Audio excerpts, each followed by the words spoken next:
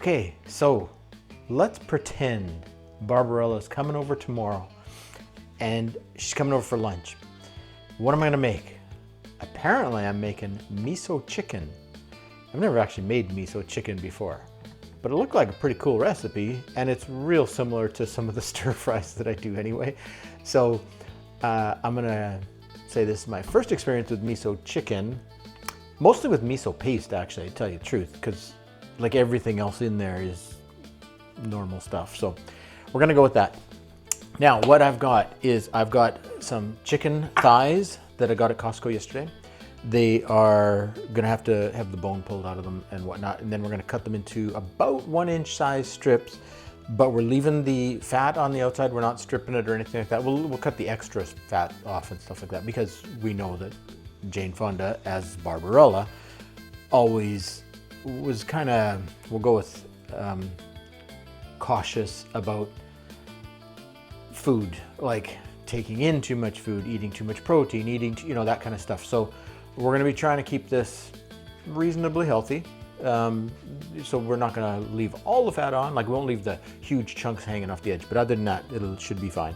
About 1-inch squares. Then we're going to make the miso sauce, sorry, the miso marinade. And we're going to put that into, I'm going to use a Ziploc bag because that's how I do other marinades too. And after we've got these cut down and in the bag, we'll put the sauce together in a separate container. I'm just going to mix it in something like this. Actually, no, that's for the food waste for the cats. This, I'll just mix the miso up in that, and that part should be straightforward. Actually, you know what? Since we're here, why don't I just do the miso right now? Because then it's done. Yeah, this will work. Okay, so here's my plan. We're gonna make the miso marinade right now. I am making a double-sized batch for what I'm doing here. Mostly because I'm not disappointed if I have leftover marinade afterwards, because even though it's going to be touching raw chicken, if I cook it down and all that stuff, it makes a lovely sauce. So we're going to go with 80 grams of miso paste. I'm using miso red. Because I never used miso before, I went down to the local Asian market and asked them what's what, and there's the brown, the red, and it sounded like they were saying that the red was kind of higher end. I'm not sure if that's true or not, so I'm just going by what the dude at the Asian market told me. And then we're gonna go with 40 grams of mirin, and then we've got 40 grams of cooking wine. I'm just using Shaoxing cooking wine. Then we've got 40 grams of light soy sauce. And then we've got about 15 grams of spicy fermented chili paste. Now, this one, in most of the recipes, they were calling it dubanjiang or something along those lines. I'm not going to be pronouncing it right, obviously, but it's funny because I specifically bought it for this. It turns out it's the same stuff that I've got in the fridge, but I didn't know that was what it was called, because I just thought it was called spicy fermented bean paste, and turns out they're pretty much the same thing. So that's where we're getting their spice from in there.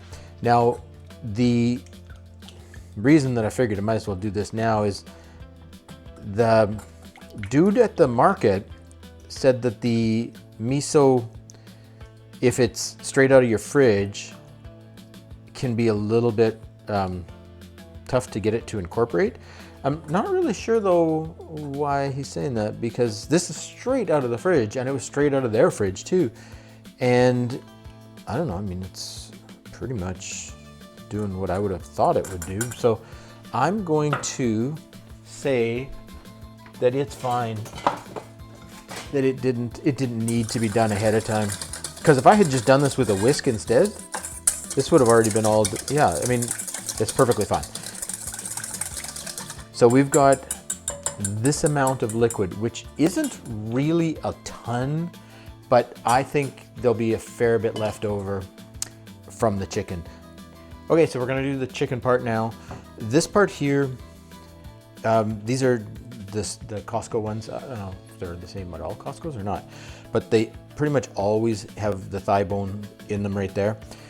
And if you're gonna be doing a bunch of them, this is how I do it anyway. I don't know if this really does save any time or not, but once you know the direction that they're going in and whatnot, if you get a few of them up, it's pretty easy to, if you're using a boning knife, then you can find the bone and just kind of follow it. But it is definitely the part that I kind of hate the most, simply because I don't want to cut any of the bone and get chips of the bone in your food, or in whosever food I'm cooking for. But if we get them out by just following the bone,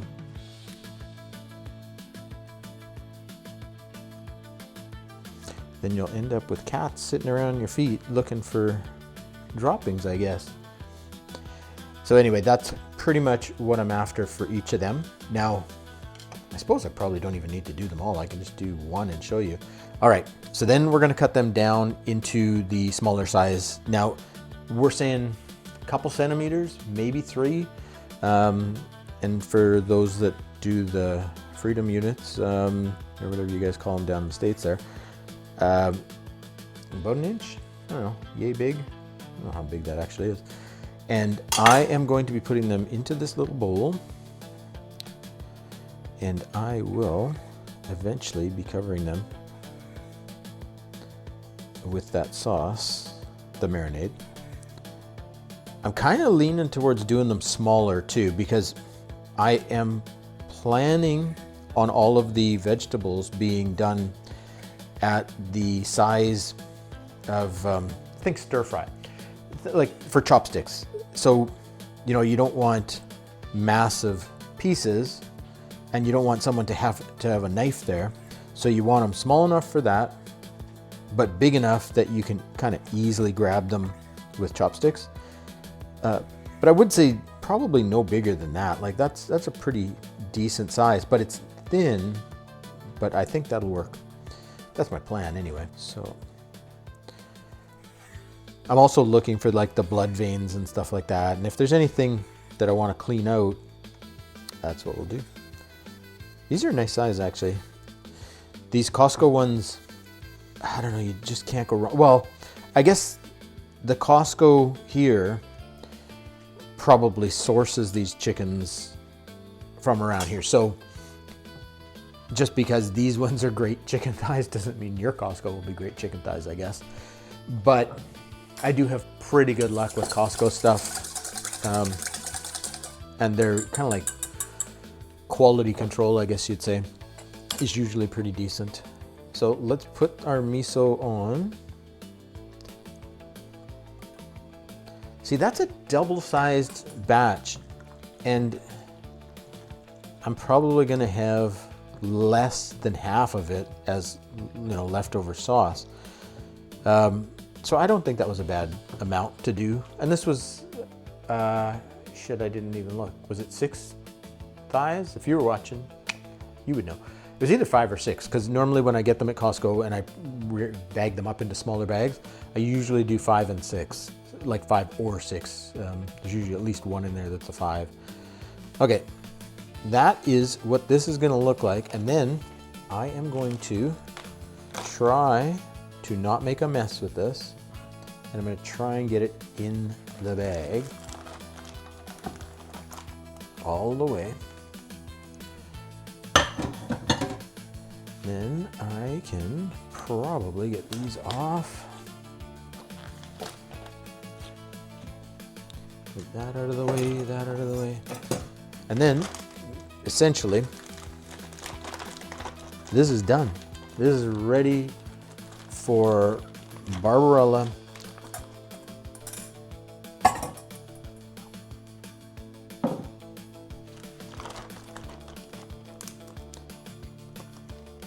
So we get almost all of it and then get all the air out, or all the air you can get out at least. And that is what our miso chicken is going to be in the fridge until tomorrow. So the other stuff tomorrow, we're gonna do the vegetables, we'll do the frying this up. I'm probably gonna do it in the house. I'm probably gonna do it here instead of on the walk out back. Not committed to that yet though. So we still might do where I have some vegetable cutting inside and then take it outside, or some vegetable cutting inside and then we'll put a gas burner here and a wok on here.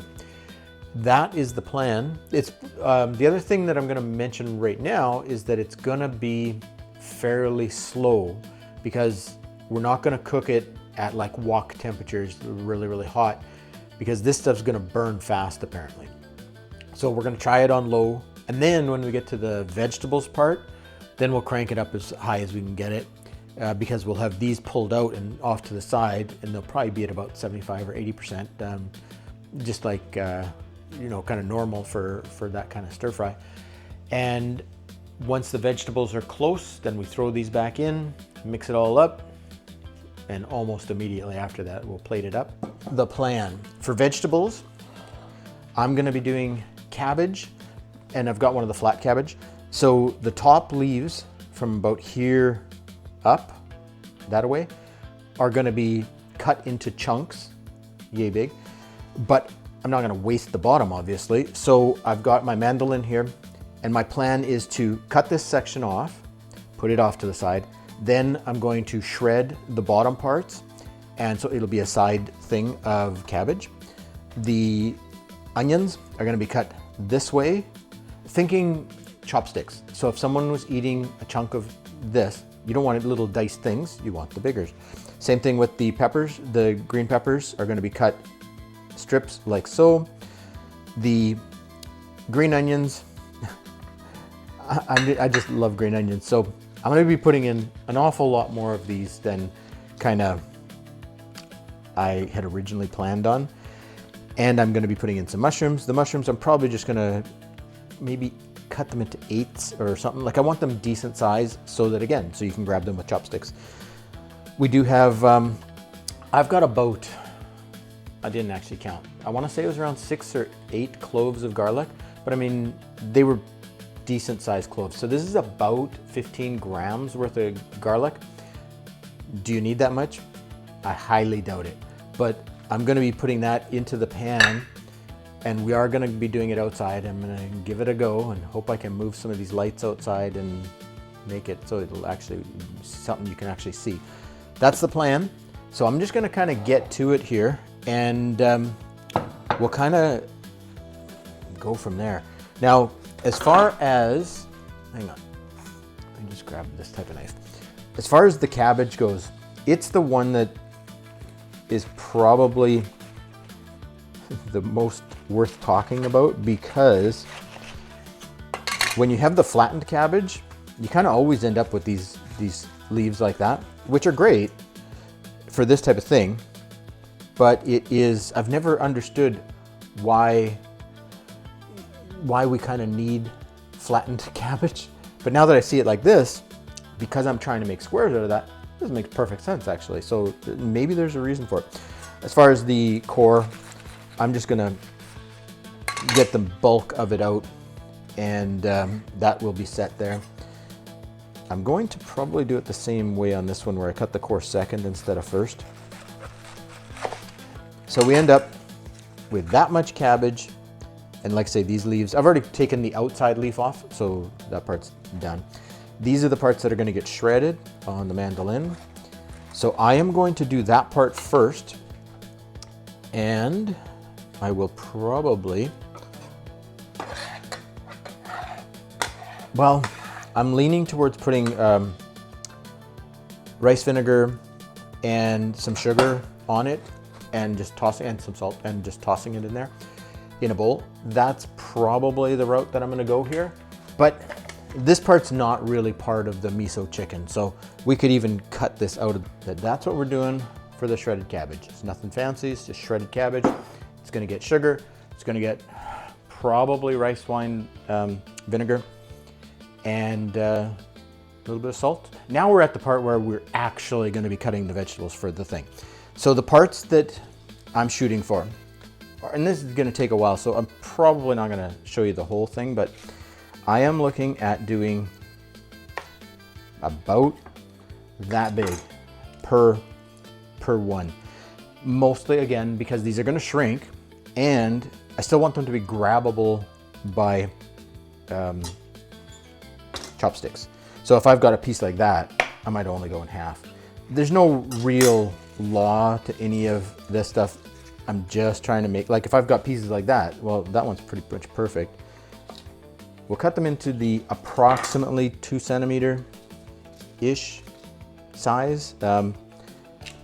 I kind of think of 2 centimeters as being kind of like a nice chopstick size as far as grabbable and all that stuff.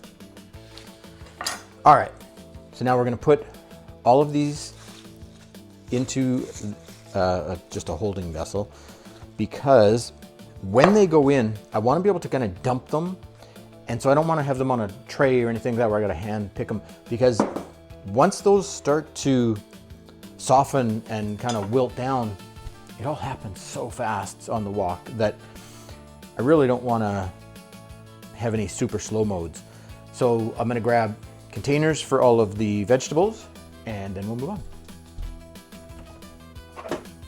Let's do the mushrooms. We'll do the mushrooms first. So what I'm thinking about is about yay big. I don't know what you call that size. It's definitely not quartered or anything, but they're substantial sized chunks. They're not gonna be super small. They should shrink down significantly, but still be grabbable. Like, that's the whole thing, is when you're doing stir fry, or when I'm doing stir fry, I'm usually more worried about, can someone actually grab these with chopsticks? I mean, I know some people have crazy cool chopstick skills. I mean, if you ever watched, if you're into Formula One, if you ever watched some of the between race things between Charles Leclerc and Lewis Hamilton, they play this thing where they've got ping pong balls and they're tossing them at each other and they have to catch them with chopsticks. Okay, well, if you've got that kind of skill, then it doesn't matter how small I cut these. You'd be able to be perfectly fine with it. But for the rest of society, I can't even imagine being able to catch a ping pong ball with chopsticks. But hey, maybe with some practice, right? So we're gonna do the onions, and like I had mentioned, I hope I mentioned, is we're gonna be going just this way. We're not dicing. We want them long enough that we want them to keep their structure, so we don't want to cut across the grain and all that stuff as much as possible. We don't want them to lose that at all. And so that's why we're cutting them this way. And if it's wide every once in a while, I don't think that's a problem, personally, because we're going to be cooking these in a wok. And anytime you're cooking things in a wok, there's always bits that get really done well and whatnot. So you're always going to have some crunchy parts, and that's not, I don't know, personally, I think there's nothing wrong with that. All right, let's get these guys. Well, yeah, I guess we're still probably going to go with that, yeah. What I'm leaning towards, though, is just, like I say, easy to grab. You could always cut these in half, which might not be a bad idea. I suppose I could do some of them in half. So you've got some, like these are all, actually, you know what? I like that size better. I think that makes more sense to me, because that's still completely grabbable, but it's gonna be able to pick up sauces and stuff easier. So let's go with, we'll do them again, we'll cut them in half. I like that idea, personally. Now, as back to the Duran Duran dude, he has, because he's the one that's from Earth, right?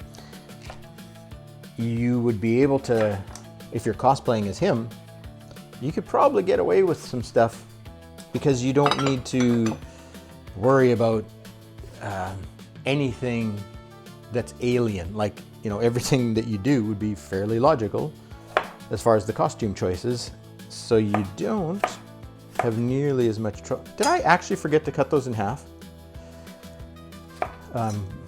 So blonde sometimes. Okay, I am actually going to pull them out and do it because I think it's actually not a bad thing.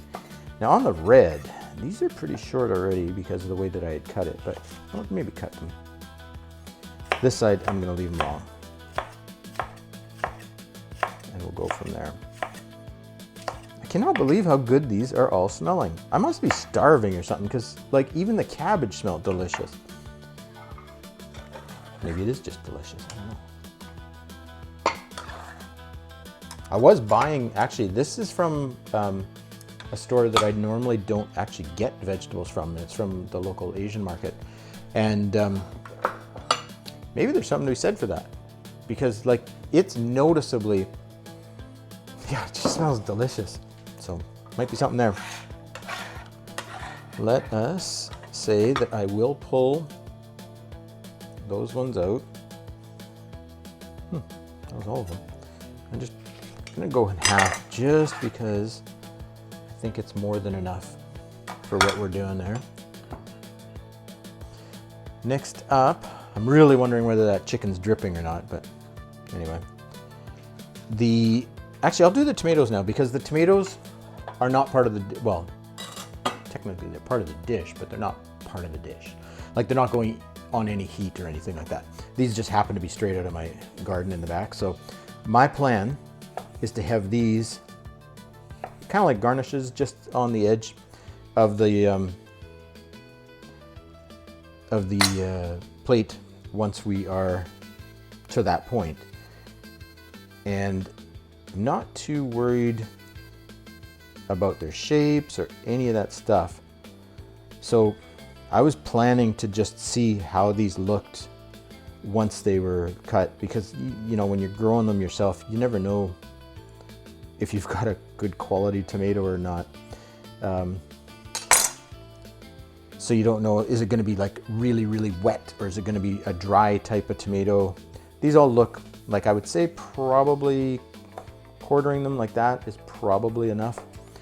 I don't think we need to go any smaller than that. Yeah, I must be starving because these smell delicious too. And they're just little tomatoes. I mean, strange how good they smell. Right, we've already went over the garlic, so you don't need that. So the last thing that we've got to do, which seems fishy to me, I kind of think I've missed something, but we're gonna go with this. So the green onions, I'm planning to cut these not super, super small because I do want them to be grabbable. Like, I want you to be able to pick them out if you want, or to specifically grab one if you want. So I don't want them just being super, super tiny.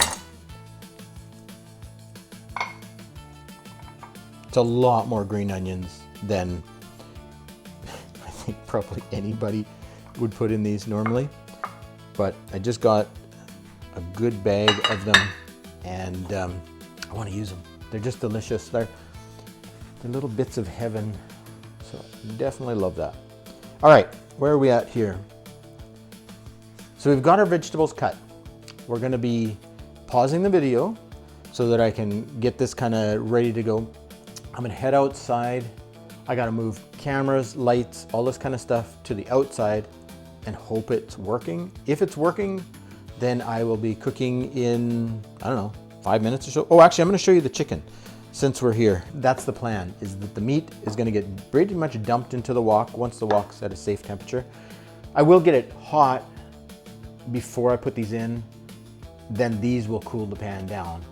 But the oil will be, it'll be normal wok ripping hot, but then the heat will get turned down, then these will get thrown in, and we should end up with hopefully no burning blackness. We'll see how that goes.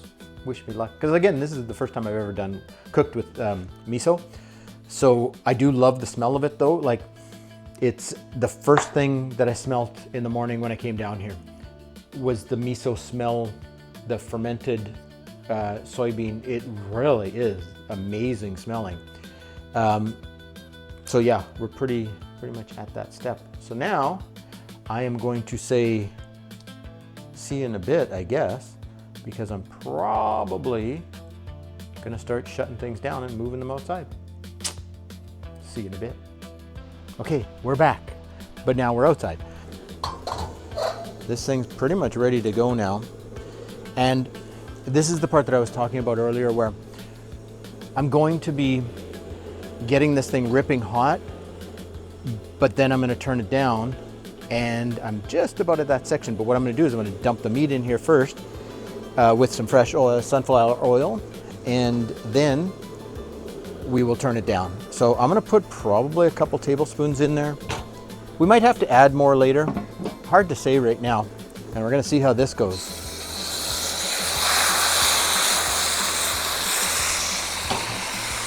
Because I am fully expecting it to atomize that oil pretty quick. Okay, then we'll turn it down.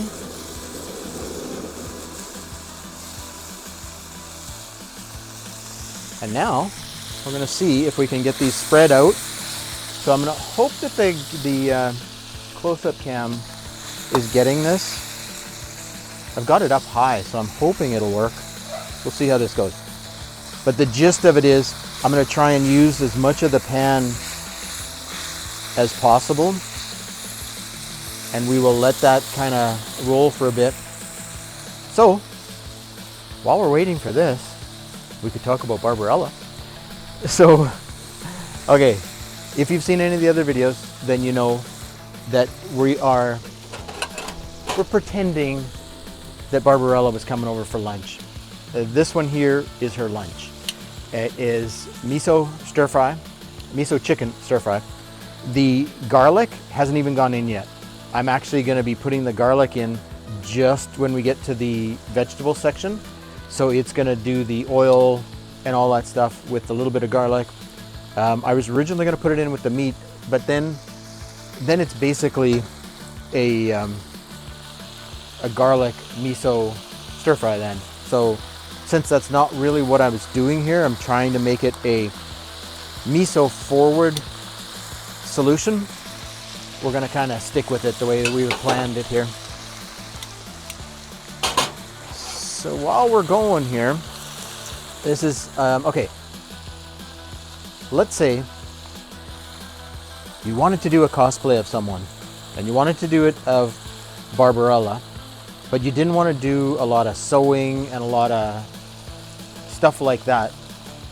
She does have some costumes in the movie that are less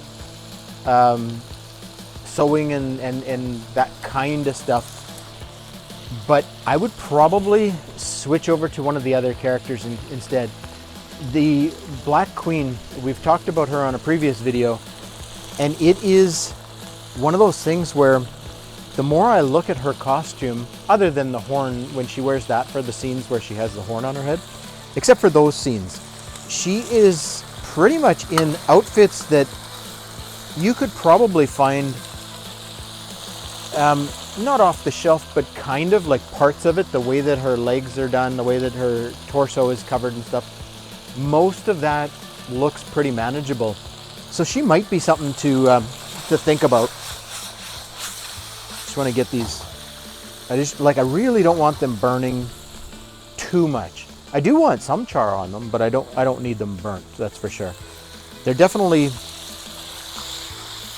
not going too fast by any stretch, I would say. So this is probably the part that everyone's talking about, where don't go too fast on it because you're going to burn it. Well, this definitely is not too fast from what I can see so far. It's actually like, I know there's no smell-o-vision, but the aroma off of just this makes me really wish I had started playing with miso earlier. This smell off of this is very unique. It's not something I've ever done on any stir fry before, and I'm not sure why that is. Just never came up, I guess. I think when you get into a rut, like for instance, when I do stir fry, my stir fry sauce is always the same. It's always oyster sauce, always, well, you know, you can imagine the soy sauce, the Shaoxing wine. It's always basically the same. And I could have done that with just the chicken and done that, but then it'd be just chicken stir fry. It wouldn't be miso anything. So I do think that maybe sometimes I get into a rut where I know something's delicious and I know it'll work every time. So therefore, I don't challenge myself to try new things. This one, I'm really glad so far, even if it's just the smell, that we've gotten this far, because it is quite a unique smell. If I see ones with fat, I'm going to be putting the fat skin side down. I don't know why I brought my short. Oh, I do bring longer ones. Should have just gone with these to begin with. So any place that I see a skin, I'm going to make sure that that is down for now, until it's for sure been cooked through. Because if it's still getting heat through it, I would rather it being applied to the fat side of it. Let that part burn. I don't really care too much about the fat burning. Well, I mean, I don't want it burnt, I should say. But I don't want it, I mean, I'm not afraid of it getting a little bit more of a char on it. It smells so good, it's ridiculous. I mean, it can't just be the miso that's doing it. But, I don't know, maybe it is.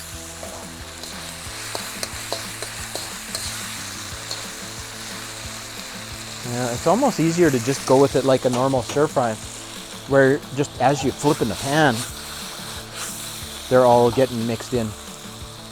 I almost think I could turn the heat up more than this. I mean, because all of the recipes that said don't burn it, they didn't actually say how low to go. And plus, I'm not on something, like I can't say this is medium low or medium high. I would say it's, well, no, it's probably medium. Yeah, I think I was probably at about what I would consider a medium type of heat, and now I'm a little hotter. So if I was rating it on a scale of 10, I think we're probably around a 6 or a 7 even now. But the wind is, I don't know if you can tell or not, but I don't know if you can see the trees back there.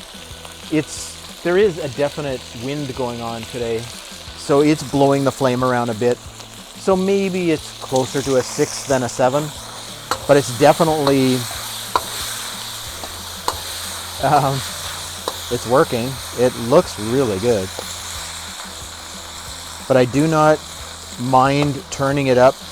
Once I know that the chicken part's cooked, if I don't have enough char, that's why it's kind of nice to do it at the lower temperature like this.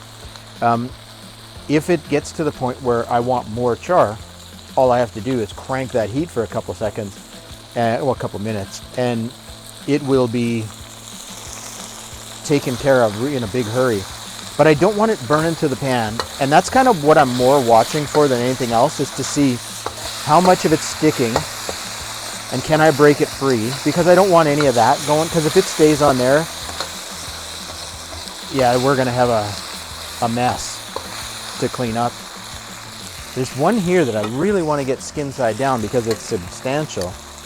And I would have swore I've put it on the bottom already a couple times, but I guess not. Here's another one.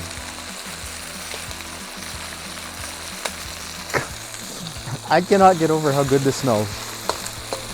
Considering we haven't really done anything yet. I mean, other than, I guess, cooking the miso. I knew what the miso smelled like just from playing with it, but I didn't know how it was going to change with heat. It's got a huge, I don't know, like, not mushroomy smell. It has a meaty smell, and it's not the chicken meaty smell. It almost smells like steak meaty, which is really quite neat. Oh yeah, okay. It's They're getting there, for sure. I'm tempted to crank them up a little bit more. The holding vessel, I'll move it off, or I'll bring it into play here, because this is where I'm going to be sticking it, and while I'm doing the vegetables and stuff like that, the part that I could do right now, yeah, okay, it's darn close. What I'm going to do right now is let me grab the shredded cabbage, and I'll put that into a bowl so that we know kind of where we're going with that. It's the same bowl that it came out of before, but now it's been kind of sitting in its little marinade of sugar, salt, and red wine or rice wine vinegar.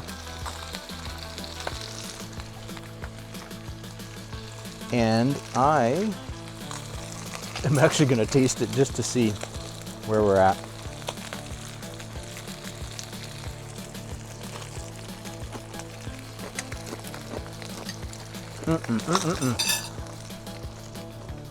Okay, tasty, tasty. It's a great side dish because it feels like you're eating free, like there's hardly any calories compared to a lot of side dishes. Okay, we're getting to the part where the charred bits are getting in there. Oh. Maybe I will try a couple more of these, flipping them to get them skin side down.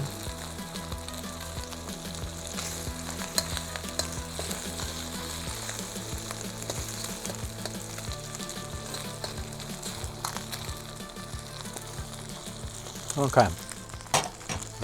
Now I'm craving more of the cabbage, the shredded cabbage, which just kind of cracks me up, considering it's not really part of this whole concept for her.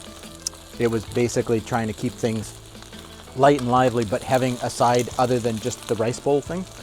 And I'm glad I did it because it's quite tasty. All right, we're gonna say that these are done. And these are basically how I would put them on top of her dish. We're going to put the cover on them. Now, we're going back into kind of normal stir fry now at this point. We're going to be getting some oil in here, ripping hot. I'm probably going to do a quick little water clean here, just because there is some burnt miso, and there's no point in fighting with that, like, because really just for a second here. And then I just got to go dump this down the side here. I'll be right back here.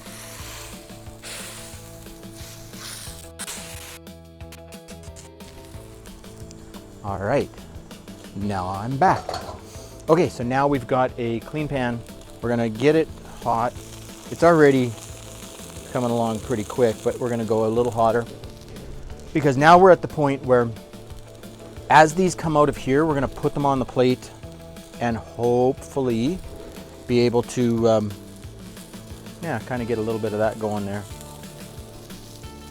It's already ripping hot. All right, here we go. So we're going with sunflower oil, a couple tablespoons maybe.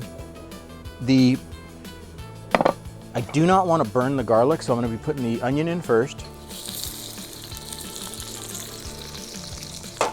Then I'm going to put the garlic on top of it. It is amazing how fast that smells good. I mean, it hadn't even touched the oil yet, and that already smells delicious. The garlic part, I mean. So now that I can smell it, I for sure got to get stuff going. But I'm not trying to get these onions like cooked or anything like that, because they are going to be staying in there with the other stuff here. So my plan is I'm going to go with the mushrooms and because they got so much water in them that they could definitely stand to be in there at the beginning part here, and we'll try and get them to cook down a little bit. I've already salted them a little bit, so I'm basically not going to add any more salt to this, mostly because I'm a little bit afraid of that miso. The miso has so much The taste of it when I was just playing with it ahead of time, it definitely has a quite salty taste to it. So I'm a little bit afraid of going too far down the salt path with it. But if I had to, I could add soy sauce in here and whatnot. That's really not what I'm going for here. I'm really not wanting to, I don't want to do a stir fry sauce. I don't want to do any of that stuff. I basically want the vegetables to be cooked in just a really clean type of oil with some garlic, a little bit of onion, and hopefully that will let the miso part on the chicken stand out more. We're definitely getting there, but I could probably go hotter if that's the... I'm just afraid if I won't be able to hold it, because I didn't bring a glove out or anything to hold this, and every time I do that I always regret it. It's definitely getting there. Now the pan's getting going. Okay. I was wondering why it was taking so long, but because there's no gauge on this and I can't really hear how quick it's coming out because of the wind, which hopefully the wind is getting filtered out by the mic, because the mic is supposed to be anti-wind, but we'll see how it goes here. It is definitely going much better now though, so yeah, okay. That's about where I want to start adding the other things in. So we're going to go with the bell peppers, and we've got the red and the orange, but it's just simply because we wanted the colors. I had 2 reds and I had 2 oranges, so I could have used either, but I thought, might as well have 2 different colors, right?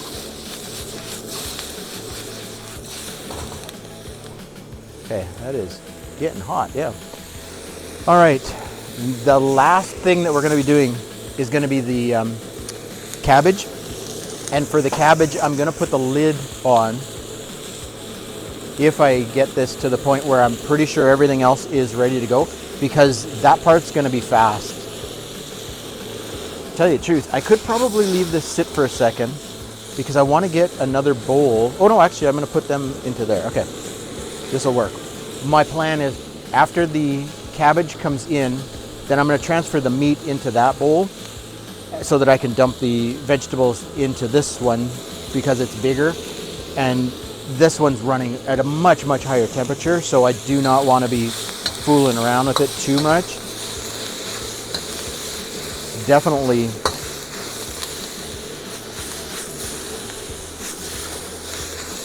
getting a nice char on some of these, which is what I'm after. I don't want, like I say, I didn't want them to just taste like stir-fried vegetables. So let's do it. Here we go. Here comes the cabbage. So the cabbage is going on. The cabbage lid is going on. These guys here are going to get moved into that bowl. Now they're ready, just so you can kind of see. Actually, where's the close-up cam? So close-up cam hopefully can see that. I'm not sure how much it's going to pick up with all these and with the various lights and stuff that I've got set up out here. But that's the gist of it. So it's good to go. This one's probably good because now we can throw a smidgen of water.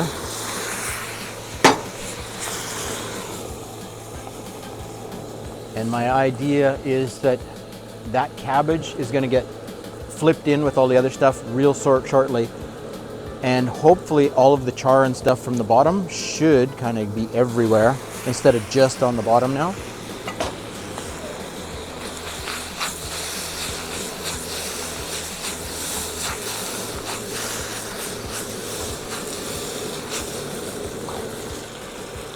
Okay,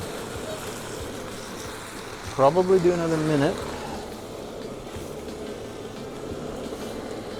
What else we got there? So I can probably start getting this stuff ready. The plan is we'll have rice with it.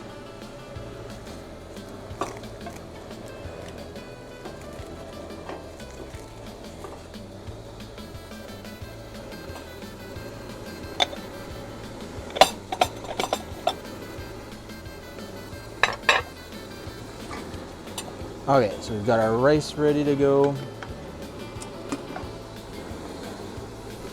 Got our plate ready. Got our chickens ready somewhere over there. All right, let's see if this is done.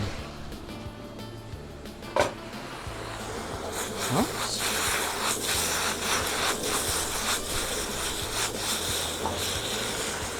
Okay, we can let that sit. Then we are at the point. We're pretty close. I'm gonna say let's do it. And we're going green onions now. And then we're basically at the end at that point because those things, those beauties cook so fast. I am gonna put, now that all that moisture should be gone, I'm gonna put a little bit of oil around the sides to get that fried bit going with the veggies. We're pretty much done.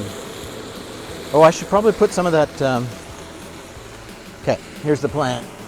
What I'm gonna do is I'm gonna put some of the coleslaw, shredded, on the plate here. So it's ready to go.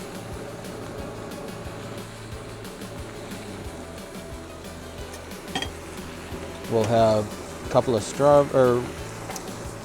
tomatoes on there. The chicken will go on the end.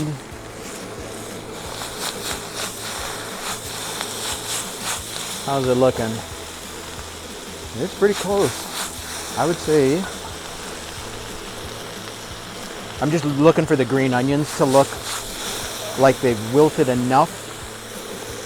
Basically, I'm just judging it by whether I would eat that piece of green onion. And so when I look at a piece, I'm kind of like, okay, does that look ready to go? Pretty much. What I could do is dump this in now.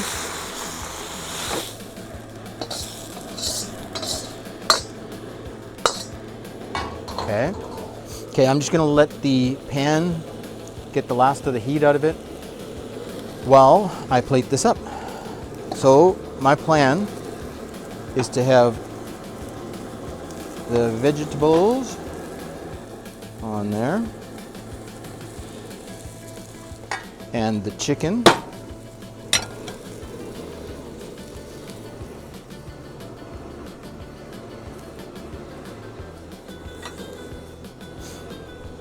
Okay, this thing's done. So that is done.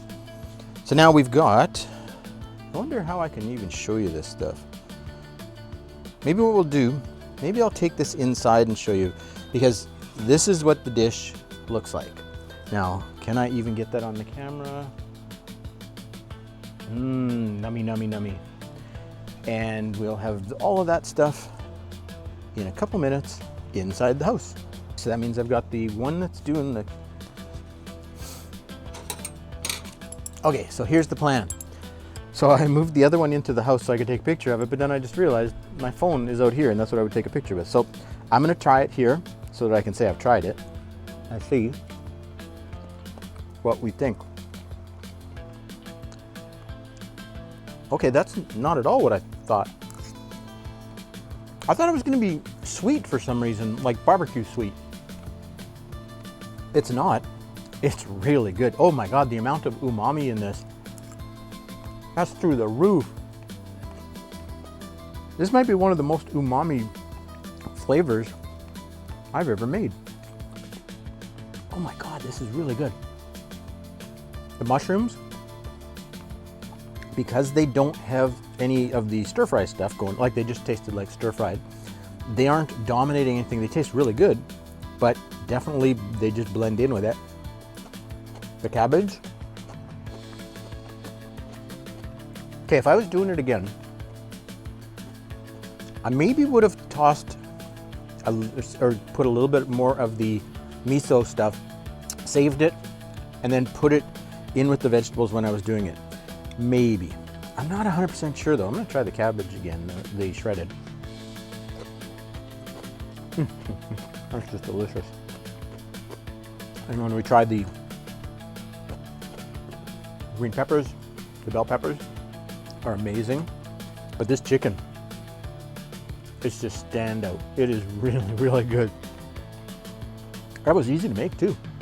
So other than having to do it the day before, I'm pretty sure you could have gotten away with, like, say, shorter. Everybody seems to say 3 to 4 hours and stuff like that. But now that I've done it this way, I kind of think maybe invest the time to do it the day before and just put it in a Ziploc bag, stick it in the fridge, I mean. I don't think you're gonna regret it. It's fantastic. Would Barbarella like it? I kind of think so. It's really more of a vegetable dish with these golden nuggets of deliciousness mixed in there. Yeah, that's hard to go wrong. All right. We'll do the Barbarella goodbye. Love. All right, thanks a lot. Catch you next time. Thanks for stopping by. Bye now.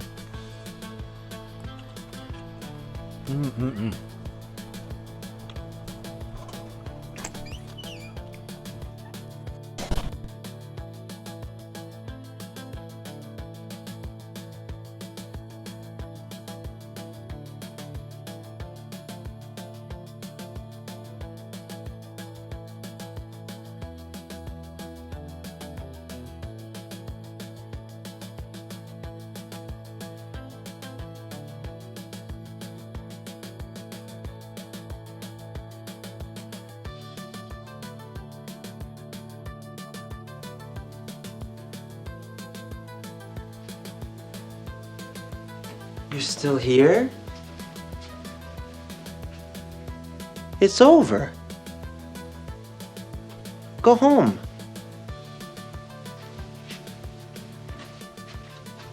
Go.